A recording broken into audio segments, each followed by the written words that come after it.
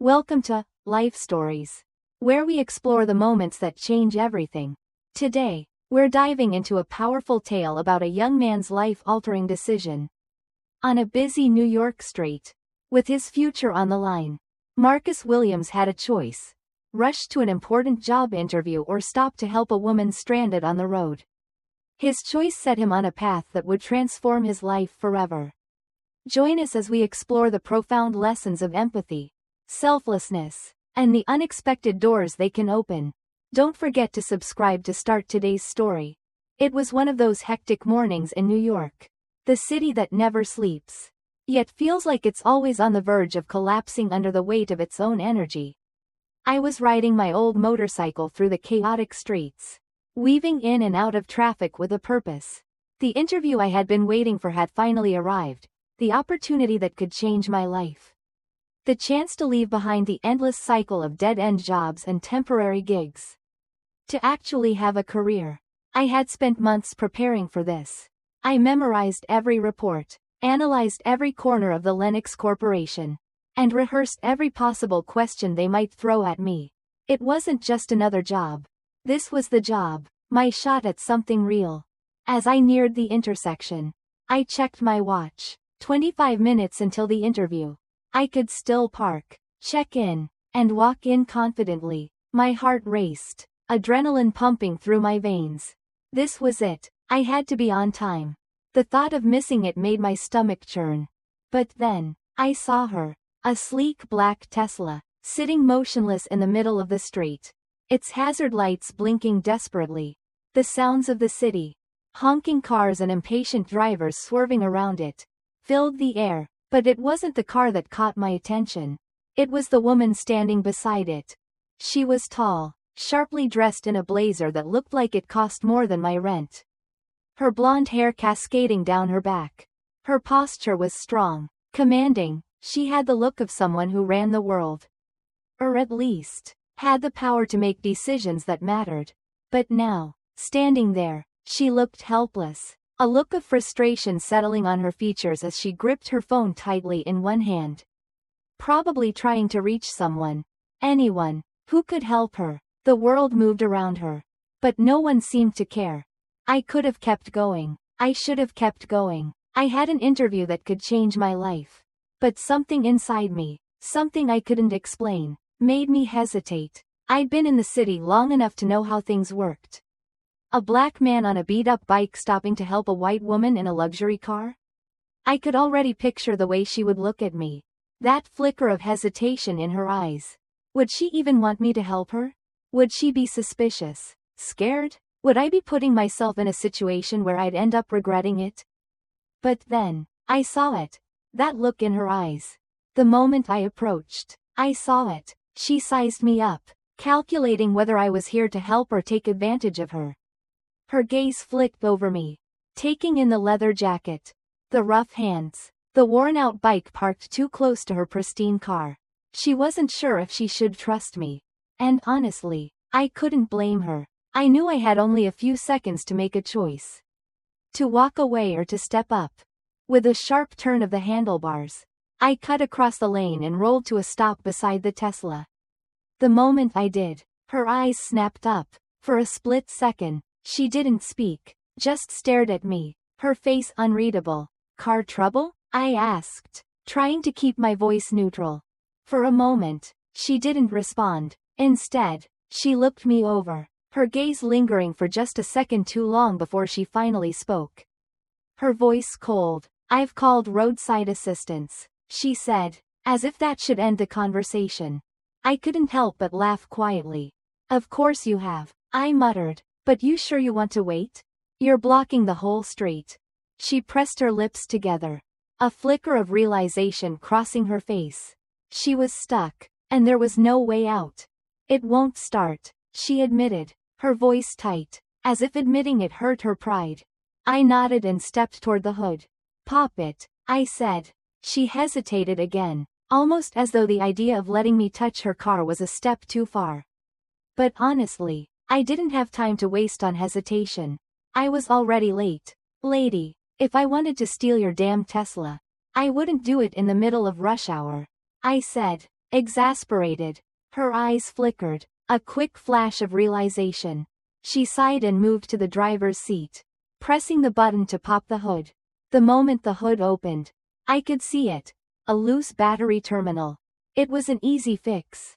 Something I could do in my sleep. Even though I wasn't a mechanic. Years of fixing up my own junker had taught me how to spot problems quickly. I worked fast, sweat dripping down my temples as I tightened the terminal. The sound of the city buzzing around us. The honking cars and passing voices faded into the background. For a few minutes, the world felt like it stopped. Just long enough for me to do what needed to be done. Once I was done, I stepped back. Try it now. She slid into the driver's seat. Pressing the start button, the car rumbled back to life. And relief flashed across her face. But she quickly masked it, returning to her usual composed self. "Thank you," she said, her voice softer now, but still businesslike. I wiped my hands on my jeans and checked the time. My heart sank. 15 minutes late. The interview was over before it even began. I stood there, staring at my watch, feeling the weight of the missed opportunity. My stomach churned with regret. But there was nothing I could do now. I turned back to my bike.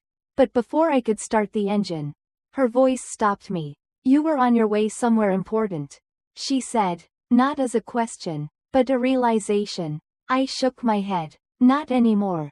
There was a long pause. Then, to my surprise, she reached into her bag and pulled out a business card, pressing it into my hand. "Call me," she said firmly. I glanced at the card, barely registering the name before I stuffed it into my pocket.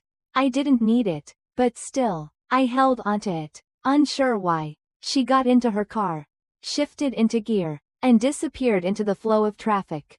I stood there, watching her go, the city buzzing around me. My future, the one I had worked so hard for, was slipping through my fingers. I had just thrown it away. Or so I thought. Little did I know, that moment would change my life in a way I never saw coming. The morning after the missed interview, I woke up with a heavy feeling sitting in my chest. I hadn't slept well. My mind had been racing through everything that could have been: the job, the security, the new life I'd been dreaming about for so long. Instead, I had made the choice to help a stranger. Was it the right one? Could I afford to keep making these choices? Was I setting myself up for failure? I rolled over and glanced at my phone. It vibrated on the nightstand. The screen lit up, and my stomach tightened when I saw the email from Lennox Corporation. The subject line: "Thank you for your application." My heart sank as I clicked it open. The words hit me like a punch to the gut. "Unfortunately, we have decided to move forward with other candidates." I closed my eyes, allowing the weight of the rejection to settle over me. I had known it was coming. I'd missed the interview. What had I expected? But still, knowing it didn't make it any easier to swallow. I tossed my phone back onto the bed and sat up, rubbing my face with my hands. Rent was due in 2 weeks. I couldn't afford another failure. I had to make something work. But just then, my eyes caught something. A small rectangle of expensive cardstock. It was the business card from that woman, Sarah Jackson, CEO of Jackson Enterprises. My heart skipped a beat as I picked it up. I had kept it. Why? I didn't know. I told myself I wasn't going to call her. I wasn't interested in any charity. And helping her didn't mean I deserved anything in return. Yet, here I was, staring at the card in my hand, the weight of it heavy in my palm. I stared at the number, unsure of what to do. My thumb hovered over the digits. I could feel the hesitation in my chest. This wasn't me. I wasn't the kind of guy who asked for favors. Especially not from someone like her. She was rich, powerful, and could probably get anyone to do anything she wanted. She had no reason to help me. But something pulled at me, urging me to take the risk. What did I have to lose? Another failure? Maybe that's exactly why I needed to make this call. I dialed the number, and after only 2 rings, the line clicked. I heard her voice on the other end, calm, almost expectant. "You called," she said, as though she'd been waiting for me to reach out. I cleared my throat, suddenly feeling out of place. like I didn't belong in this conversation. Yeah, I said, rubbing the back of my neck. You gave me your card yesterday. A brief silence followed. Then she asked, did you get the job? I let out a humorless chuckle. Didn't make it to the interview, I said. Another silence. Then, much to my surprise, she responded, come to my office now. I blinked, confused. Wait, what? It's not a request, she said firmly before hanging up. I sat there for a moment, stunned. Was she serious? What was going on? I didn't have time to second-guess myself. I grabbed my jacket and ran out the door. The office building was nothing like I had imagined. The polished glass exterior gleamed in the morning light, towering over me as I entered the lobby. The sharp scent of fresh coffee mingled with the faint murmur of hushed conversations. I felt completely out of place, like an outsider in a world I didn't belong to. The receptionist barely looked at me as she asked for my name. Marcus Williams, I said, trying to keep my voice steady. She looked at me with some confusion. Do you have an appointment? Before I could respond, a voice cut through the tension. One I recognized. Mr. Williams is expected, the woman said. She was dressed in a sleek black suit, carrying a tablet against her chest. Her tone was crisp and professional. Follow me. I followed her in silence, feeling every pair of eyes on me.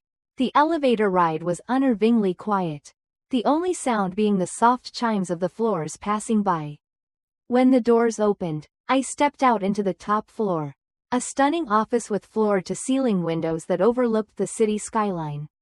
It felt unreal. Everything was so polished, so pristine. There, standing by the window, was Sarah Jackson, her eyes locked onto me as she turned. She stood tall, confident, but there was something else there too. Something that seemed like she was waiting for something from me. Something I didn't understand yet. You came, she said, her voice low. I exhaled, a mixture of confusion and nerves. Yeah, still not sure why. She gestured toward the chair across from her desk. Sit, she commanded, her voice sharp but not unkind. As I sat, I couldn't shake the feeling that I was in the presence of someone who had seen it all. Someone who didn't waste time on frivolous things. She studied me for a moment, her gaze intense, almost as if she were trying to read me. Before finally speaking, you saved me yesterday, she said. I shifted uncomfortably in my seat. It was just a car battery. Her expression hardened. No, Marcus, she said. It wasn't just a car. It was my career on the line. If I had missed that meeting, it would have cost my company millions. You didn't just fix my car. You gave me something that people in my position rarely get. I frowned, unsure of what she meant. What's that? A second chance, she said, her eyes not leaving mine. I sat back in my chair, the weight of her words sinking in. A second chance? She was offering me something I didn't even know I wanted. What did I have to offer? What could she possibly see in me that was worth taking a chance on? The room felt different, heavier. I could feel the weight of Sarah Jackson's words pressing down on me like an invisible force. A second chance. What was she talking about? I had just helped a stranger with her car. And now here I was, sitting in front of a CEO. A woman who clearly had everything figured out, offering me something that didn't make sense. She wasn't offering me a handout, though. I could tell that much. Her gaze was steady, unwavering, like she was sizing me up, trying to see if I was worth the risk. There was no pity in her eyes. I wasn't some charity case. But what was I worth in her eyes? I leaned forward slightly, trying to gather my thoughts. If this is some kind of charity, I started, the words leaving my mouth before I could stop them.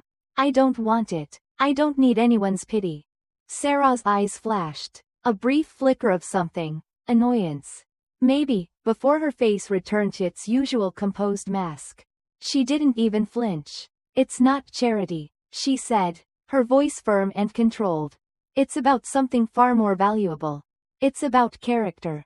Her words hung in the air, and I struggled to keep up. Character? I repeated, confused. Yes, she said, her eyes narrowing slightly. When you chose to help me, Even though you knew it meant risking something important to you. You showed me something most people in this world don't have. You put someone else's needs ahead of your own without thinking twice. That's rare, Marcus. And in this world, it's more valuable than any resume or skill set. People like you, people who do the right thing, even when it costs them, are what I need. I couldn't breathe. The world outside the glass windows seemed to blur into the background. Was she serious? She was offering me a job. Not because of what I could do, but because of who I was. For a moment, I felt like I was floating, unsure of whether I was dreaming or if this was real. You're offering me a job, I said, still trying to make sense of it all. Yes, she answered without hesitation. I have an opening, and I'm offering it to you. But I didn't even interview. I said, my voice barely above a whisper. I don't have the experience. The qualifications. She held up her hand, cutting me off. You didn't need an interview. Marcus, you already showed me everything I need to know. I blinked, trying to process her words. This wasn't how things worked. People didn't just get jobs like this. Not in this world, not someone like me. I had spent my whole life fighting for opportunities that were always just out of reach. And now, here I was, in the office of a woman who could change everything, offering me a position that felt far too good to be true. Her gaze softened, just slightly, as she slid a contract across the desk toward me. It was thick, professional, and far more official than anything I had ever signed in my life. You can take this opportunity, she said, or you can walk away. But if you choose to stay, it will be because you know it's the right thing to do. Not because you think you're entitled to it. You prove yourself, and the rest will follow. I stared at the contract. My hands suddenly clammy. This was the chance I had been waiting for. But it was terrifying. I wasn't sure if I could do this. What if I failed? What if I wasn't good enough? But then I remembered the way Sarah had looked at me when I helped her.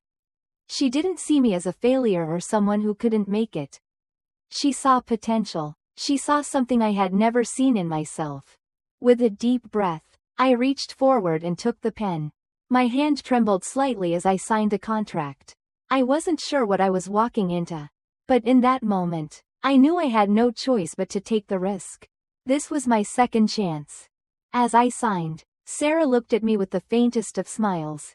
There was no congratulations, no fanfare, just a simple, quiet acknowledgement that, for the first time in a long time, I had made the right choice. The weight of the moment settled over me as I stood up from the desk. This was it. My life was about to change in ways I couldn't yet understand. But I felt something deep inside me shift. For the first time in a long time, I felt like I was stepping into a future I was meant to have. The days that followed were unlike anything I had ever experienced. The first few weeks at Jackson Enterprises felt like stepping into a different world, one of high expectations, intense pressure, and sharp competition. I could feel the eyes on me, the whispers as I passed by. I wasn't one of them. I wasn't supposed to be here.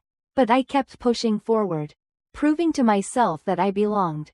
There were moments when I doubted myself, when I wondered if I was truly ready. But every challenge Sarah threw my way only made me stronger. I was learning at a pace I never thought possible. And slowly, the skepticism around me began to fade. I didn't just survive, I thrived. Months later, as I sat in my own office, overlooking the New York skyline, I realized how far I had come. I had gone from a guy on a motorcycle, trying to make it to a life-changing interview, to someone who had earned his place at the table. The future, once uncertain, now stretched ahead of me full of possibilities. None of this would have happened if I hadn't stopped that day. If I hadn't chosen empathy over opportunity. It was a lesson I would carry with me for the rest of my life. Sometimes, the right choice isn't the one that makes the most sense at first. It's the one that comes from the heart. Thank you for joining me on this journey. If you want to hear more life stories filled with profound lessons and moments of change, don't forget to subscribe to our channel and hit the notification bell to stay updated with our latest videos. Let's continue learning and growing together.